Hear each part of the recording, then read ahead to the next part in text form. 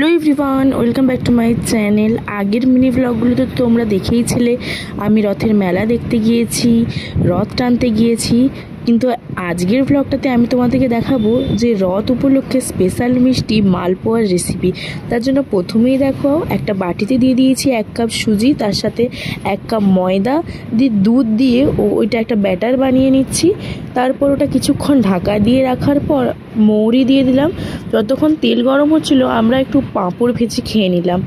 তারপরে আস্তে আস্তে গরম তেলের মধ্যে ছাড়লাম। আমার তো দোকানের মালপোয়ার থেকে এই মালপোয়াটাই, বাড়ির বানানো মালপোয়াটাই বেশি ভালো লাগে খেতে। তাদেরকে তো বলাই হয়নি, ব্যাটারটা বানাতে বানাতে আমি চিনিও দিয়েছিলাম। আর দেখো এখন বানিয়ে নিয়েছি। এবার চলো দেওয়া যাক বাবাকে। ফার্স্টেই বাবাকে দিয়ে আমি টেস্ট করিয়ে নিচ্ছি। তারপরে আমরা সবাই এক এক করে মালপোয়া খেয়ে নিলাম। আর এখনও কিন্তু অনেক রথ রিলেটেড ভিডিও তোমাদের সাথে শেয়ার করব।